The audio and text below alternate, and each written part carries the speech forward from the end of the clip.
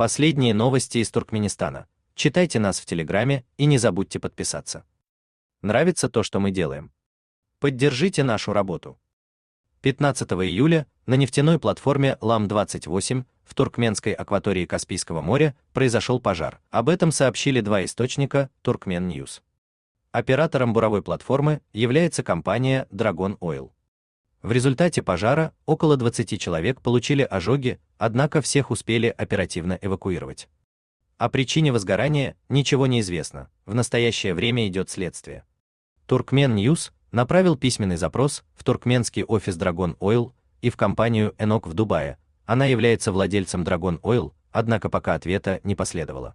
Устно в дубайском офисе ENOC ответили, что у них нет представителя по работе со СМИ, а на номер отдела, работающего с Туркменистаном, никто не ответил.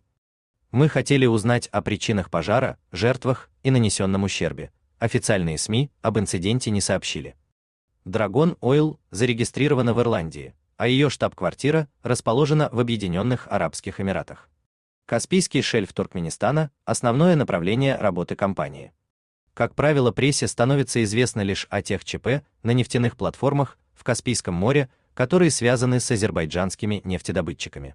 Так, в 2015 году произошел крупный пожар на месторождении Гюнешли азербайджанской госкомпании Сокар.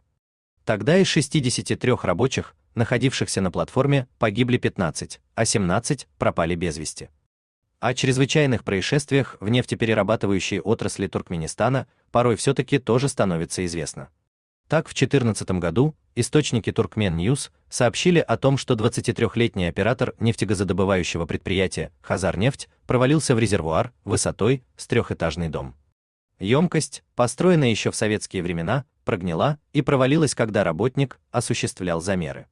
Молодой человек утонул в нефти, его тело нашли лишь через 5 часов. Хотите сообщить интересную новость? Напишите нам в секретном чате Телеграма.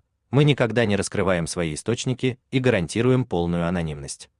Нравится то, что делаем? Поддержите нашу работу, станьте нашим спонсором.